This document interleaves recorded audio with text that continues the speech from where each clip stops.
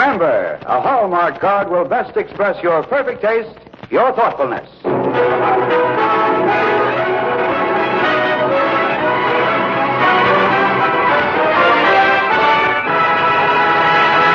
The makers of Hallmark greeting cards bring you tonight a dramatic tribute to Thanksgiving. Why Keep Your Heart in Cold Storage, starring Van Heflin.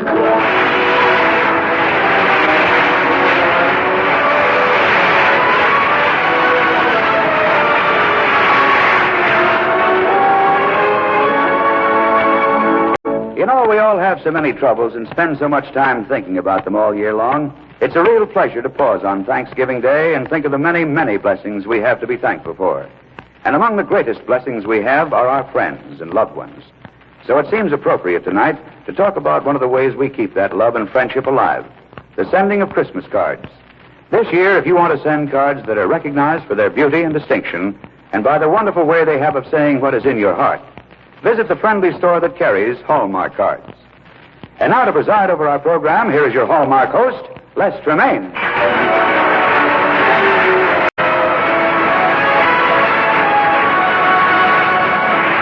Thank you, Tom Shirley, and good evening, ladies and gentlemen. Tonight we bring you a star whose life reads like an adventure story.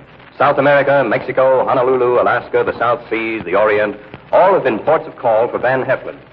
And then he saw still more of the world during his 3 years in the Air Corps and came back to thrill American movie audiences in such pictures as Till the Clouds Roll By and Possessed.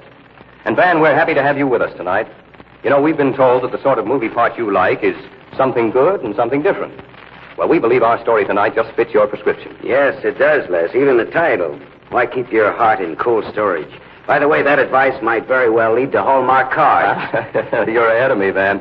I was going to lead up to the subject of Hallmark and those three words that assure folks of getting the best greeting cards. You don't have to tell me, Les. I know. You turn the card over and look on the back for those three identifying words.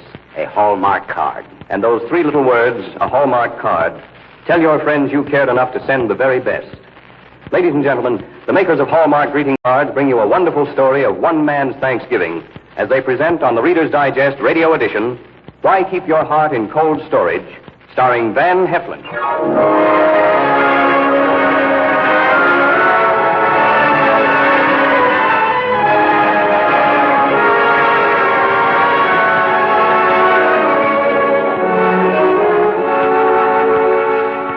This all happened last November. Last November, I was just out of the Army.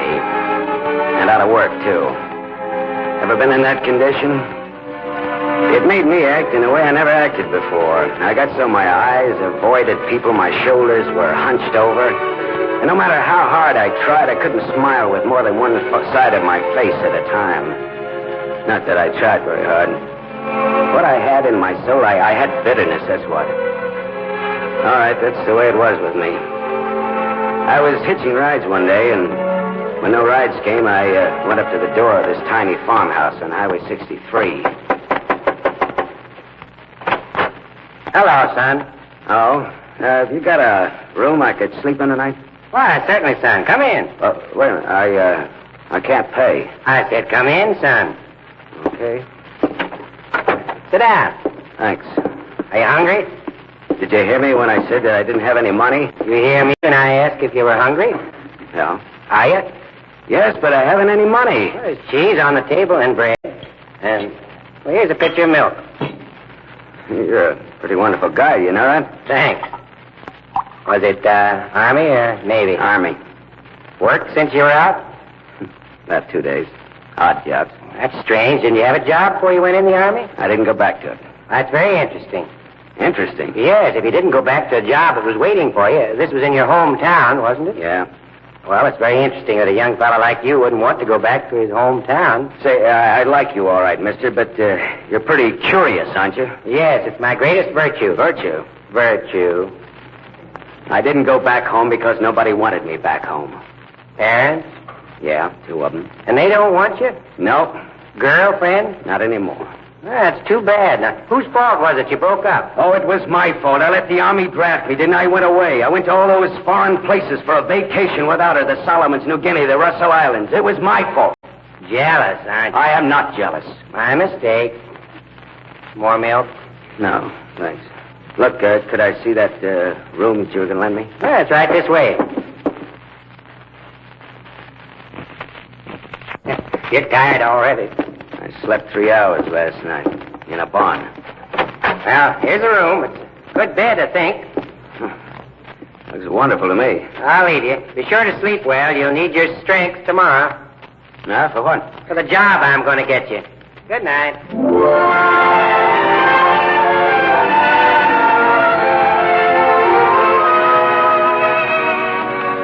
His name was Green. I didn't know until I met him that people could be the way he was. A combination of village gossip and blooming saint. But that was Green, all right. The village gossip part of him kept on prying into my affairs, and the saint, God bless him, found me a job. Well, Harold, here's a young man I telephoned you about last night. Okay, Mr. Green. We can put him to work in the shipping room. So he can start tomorrow. Thank you very much. And look, Mr. Green, I'll never forget this. Oh, that's all right. Look, I wonder if you could tell me where I could find a room in town. Miss Blanchard's is good. You take the 3rd Street on the left. and walk down. Now, wait a minute. You won't need all these directions, son, for another week or two. Why not? You won't be paid for another week or two. About a week and a half. Well, So you'd better come back to my house. Well, look, I don't want to bother you, Mr. Green. It'd bother me terribly to feel you were sleeping in a barn for the next week and a half. So you come on back to my house.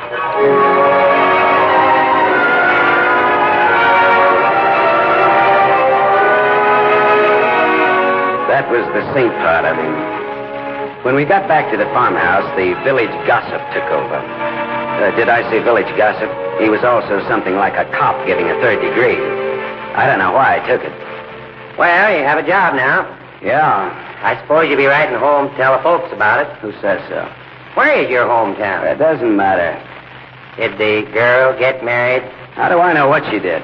You know what she did. Do I? Of course you do. You're too interested not to have found out. You're too jealous not to torture yourself by finding out. All right, so I know and so you don't know and so that's the way it's going to stay.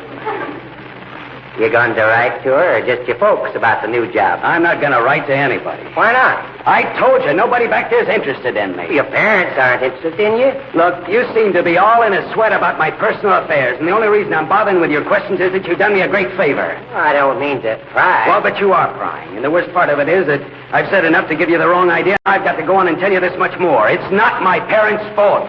They're not unnatural parents. They're not interested in me because I haven't been a good son. That's all. In what way were you not a good son?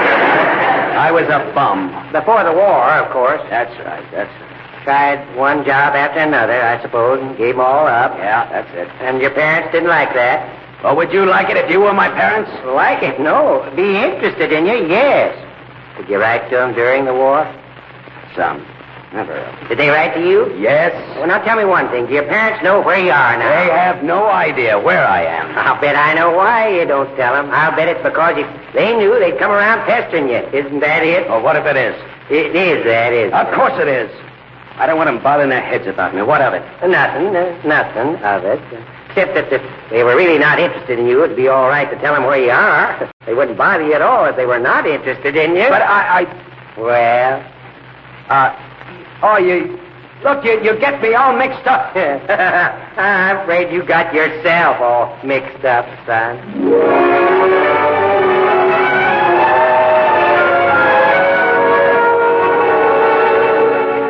I broke away from him and went into the room that he had given me. I tried to think of something else, but I just didn't care about anything except the fact that I was all mixed up. He was right, I was mixed up. After a while, I began to want to talk about it. I went out into the living room. Now, wouldn't you know it, Mr. Green didn't seem to want to talk at all. I'm writing letters, Jordan. Oh, sorry. Be quiet. Thanksgiving letters. Yeah? Well, I'm finishing up this one. I wish you'd read that one there on the table. See if I spelled and punctuated correctly. Yeah, sure, huh? Glad to. Dear Miss Austin, you may be surprised to hear from an old pupil that I write to several people each year at Thanksgiving time to let them know how thankful I am for what they did for me. You may have forgotten me, Miss Austin, but I was a student of yours in the 6th grade in 1916. I'm writing to thank you Because in that year you got me interested in literature. Every day since I left you, literature has been a delight to me, and I thank you. Yours gratefully, Marky Green. Hey, look, what is this? Now, what's the matter? Something misspelled or something ungrammatical? No, but what kind of a letter is this? It's a Thanksgiving letter. I never heard of Thanksgiving letters. Well, not many people have. I invented them. What's the idea of them? Well, doesn't the letter explain that? They're just for the purpose of giving thanks to people who've done something for you. Well, what's the matter? You seem to resent the idea. No, I don't resent it. It's just that it makes me ashamed. Why? Well, I never think of things like that. I don't have a copyright on the idea. Well, I don't have anybody to write to anyways. Nobody to thank? No, nobody to thank. I see. You know, funny thing. Last year I wrote 4 Thanksgiving letters, and all 4 were to relatives. But never before last year had I realized I had anything to thank those relatives for. But I did have something to thank them for. I thank one of them for spanking me once. Could you hand that letter back? Oh, yeah. Thanks. I think I'll go mail it. Want to come along? Oh, no, thanks. No, I'll stay here. I've got some things to think about. We'll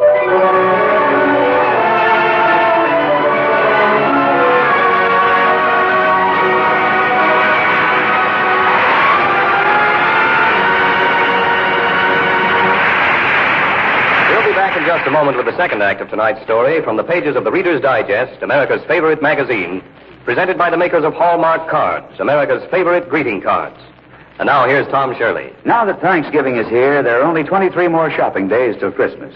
Have you been wondering what to give the youngsters on your Christmas list? Well, here's just what you've been looking for. A treasure chest of Hallmark dolls.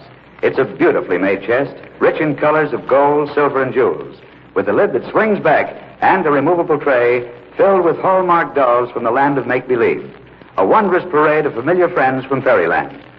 Hallmark dolls are greeting cards, but more, they're 8-inch dolls that stand alone, and on the inside is their own little story told in gay rhyme.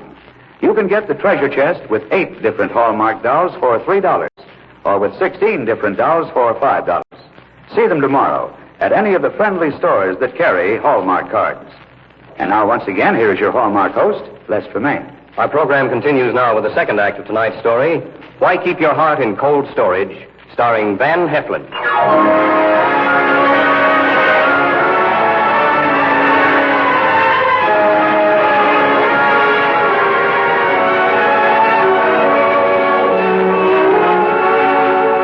I had some things to think about. I hadn't been a good son. I'd been a bum. And I sat wondering if one of the reasons why I was a poor son might be the fact that never once had I thanked my parents for what they'd done for me. I thought back to a lot of things. I thought back to my father first. I thought of how it had been with my father and me. I remembered, for instance... Well, son, how do you like the new job? That job? I don't like it. Well, I know it isn't the greatest job in the world, but it's steady, and you'll learn a trade while you're at it. Yeah? Of course.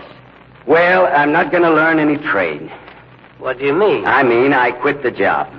Oh, son, I had a hard time getting at that job. Yeah, I know, Dad. I know. I'm sorry, but it just isn't for me. Yes, I can see that, but I want to know why. Well, what difference does it make? It makes a great deal of difference to me. You've got to tell me what it was, son.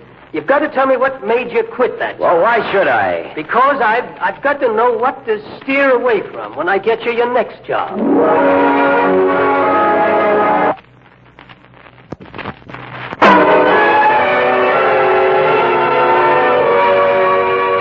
That was my old man.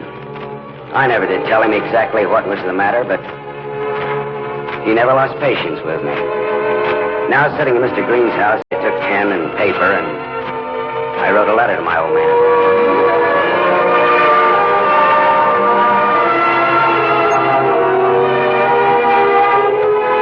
Dear Dad, this letter is to thank you just before Thanksgiving time for being you, for never giving up on me. I hope sometime to justify your faith in me. But I haven't yet, so I won't let you know where I am. Your loving son.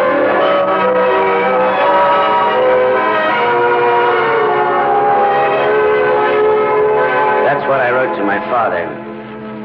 It wasn't any easier to write to my mother. I thought of how it had been with my mother and me. Well, I thought you'd never get up. Yeah, well, I was up late last night. I know. Jordan, I just wish you'd stay home 1 or 2 nights a week. Yeah, well, I always intend to, but... I know. What do you want for breakfast? Shall I fry you some eggs? Or would you like some pancakes? I've got some batter here. Eggs, orange juice, eggs, coffee, toast. I just hope you won't be late for work. Oh, didn't Dad tell you? Tell me what? I got through on that job. Jordan. Now, look, Ma, I hope you won't lecture me.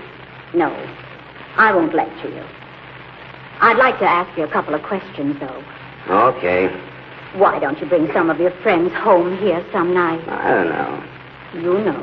Well, because you wouldn't like them. You and Dad, you wouldn't approve of them. That's good. What do you mean? I mean, it's good that you can say that. It's good that you can be honest. It's the first step toward coming to your senses. No lectures. No more questions. You'll be all right. But, Jordan. Yeah? I'm a working woman. There's a lot to do around this house. I'm afraid since you have no other job to do, you'll have to make breakfast for yourself.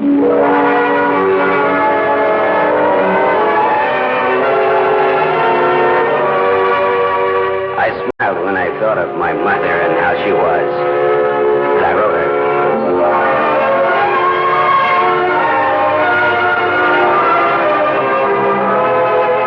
Dear Mom, just before Thanksgiving time, I want to thank you for being wise, for knowing your son, for understanding enough not to say too much, and most of all, for making me prepare my own breakfast. It did me good. Your loving son.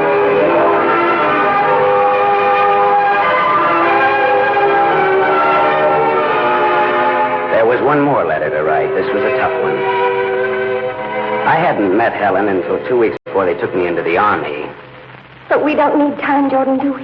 What, to tell we're in love? Yes. I needed 5 minutes after I met you, and then I knew. Slowpoke. So now listen, you wait, huh? So I'll wait. You mean, don't you? I need to know it. You know, I'm no good without you. Of course you No, are. no, that's true. You've spruced me up. Look, I haven't taken a drink. I've stayed on the job. Helen, now, don't kid me. If you went back on me, I'd never come back to this town because I'd be a bum again here without you. Jordan, look at me. Helen. Darling.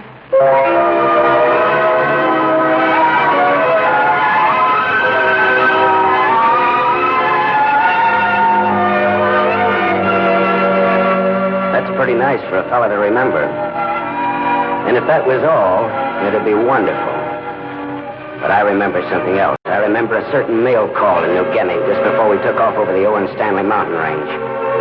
I remember the letter I got from a pal of mine that day. I went out with your girl last night. I've taken her out a lot. Pretty soft for me, huh? The only reason I didn't desert was that I knew I couldn't swim the Pacific.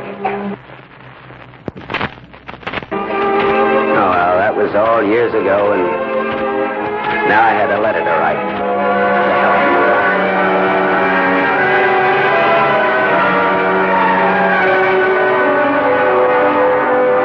Dear Helen, here it is just before Thanksgiving, and I want to thank you.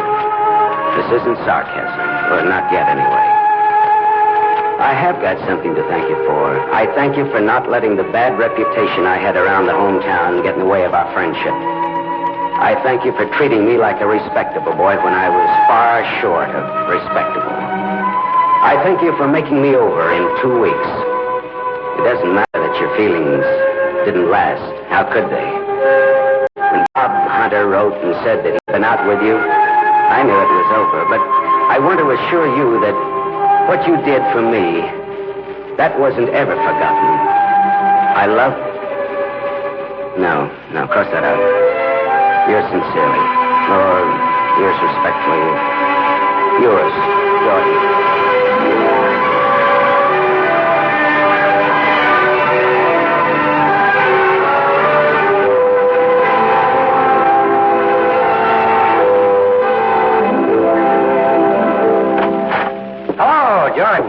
Well, Mr. Green, say, are you going to town? A little later. Why? Well, would you mail these letters for me? Certainly, son. I took your advice. My advice? Or what advice did I give? About the Thanksgiving letters. Oh, well, I just told you what I do. I wasn't giving you advice. Not much, you weren't. Well, anyway, I wrote some Thanksgiving letters. Who to? One to each parent and one to, That girl? that girl, yes. I'm glad. You decided to let them know all about you then. No, I don't give them an address, and I don't tell them what I'm doing. Ah, well, that's your business, I suppose. Exactly, it's my business. Well, all right, I'll mail the letters.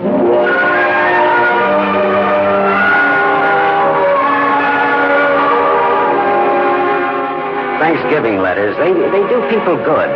And they're like casting bread on the water. They come right back and do you good, too. Like in my own case. By the time Thanksgiving Day rolled around, I had a room of my own in town, but Mr. Green invited me to the farm for Thanksgiving dinner, so... Oh, hello, Jordan. Hello, Mr. Green. Well, can I help you with the dinner? No, I've got it under control. Oh, it smells wonderful. And one thing you can do, though, you can move your truck out of that room you stayed in when you were here. What do you mean? I mean, you left a lot of truck in that room, and I'm not going to clean it up for you. Well, you're crazy. All right, I'm crazy. Well, I'm going to go see.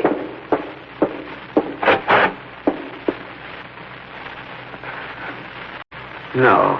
Yes, son. It's your old man. And your old lady. And me, Jordan. Oh, but, oh, Mom...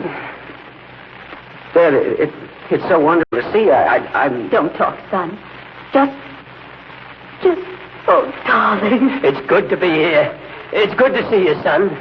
But how did you get here? How did all this happen? Mr. Green wrote us a note. He said he was a busybody. I wish everybody was a busybody like Mr. Green. Dad, Mom, listen, I want you to know that I'm trying. I've got a job, and I'm trying to hold on to it. When I had it for 6 months without quitting, I was going to... I know. But you didn't have to wait 6 months, son. Jordan, you haven't said anything to Helen yet. Oh, yeah. Sorry. Hello, Helen. Hello, Jordan. Hello, darling. Well, no need of us pretending. You two have things to talk about. Pa, come on out and help Mr. Green with the dinner. Hey, no, Well? You can go out there, too, if you want to. No. You came to see me. I think we ought to talk. All right. There's Bob Hunter. I think he's all right. I've been out with him several times, Jordan. That's not news. I'm sorry. I came here to say one thing to you. I went out with Bob Hunter while you were at war. We went to a movie. It was a good movie. I wanted to see it. He invited me. I'd been at home every night since you left, so I said I'd go. He knew I was your girl. He respected that fact. You have a good time? Yes. After that, we went out again, more than once. And you still do? Yes, I do, once in a while. You enjoy yourself? Yes. Is there something wrong with that? No. Have a good time. Get married. Walk down the path of life into the sunset together, you and Bob. We won't do that, Jordan. No? No. Because Bob still knows whenever he takes me out that he's taking out your girl. Jordan, you never wrote, you never came home, but I'm still your girl. Helen. Darling. Helen, look, I've been rotten. No. But you told me once that you needed me. Yeah, well, I still do. But, oh, darling, you forgot that I need you, too.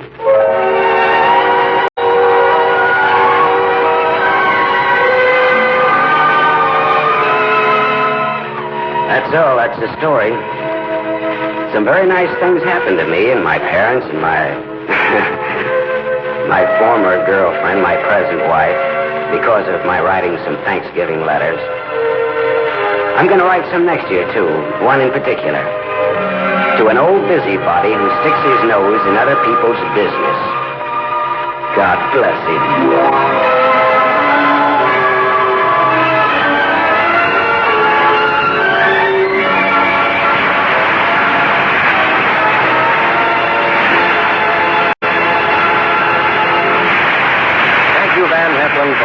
part beautifully played. Well, the story gave me a real kick, Les.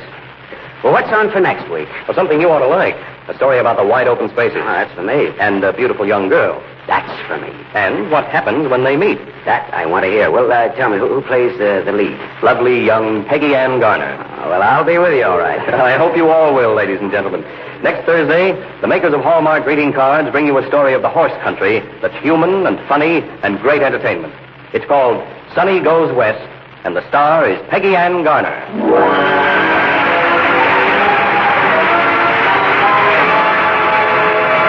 Each week there's a new Hallmark doll of the week, and this week we present Curly Locks, whose beauty won a prince's heart.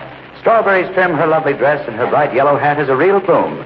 She'll win the heart of every child on your Christmas list. Like all the other Hallmark dolls, Curly Locks is 8 inches high, stands alone, and you can mail her as a greeting card. Or you can send a whole treasure chest of Hallmark dolls. Curly Locks, Cinderella, 8 different Hallmark dolls, excitingly hidden away in a gorgeous treasure chest. And the whole gift of treasure chest with 8 different dolls costs only $3. With 16 dolls, only $5.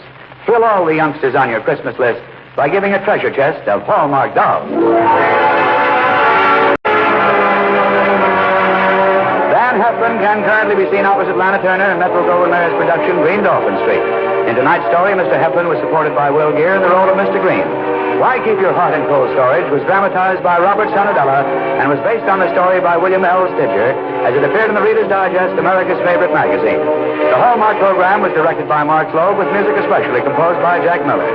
This is Tom Shirley speaking for the makers of Hallmark greeting cards. Buy Hallmark dolls where you buy Hallmark cards. Remember, a Hallmark card will best express your perfect taste, your thoughtfulness. And now this is your Hallmark host, Les Tremaine, saying goodnight to you all until next week at the same time. See you then.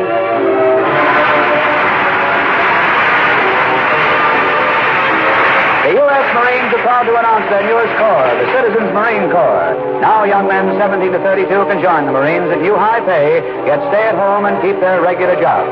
See a Marine recruiting officer now. This is CBS, the Columbia Broadcasting System. The WBBM Air Theater, Wrigley Building, Chicago.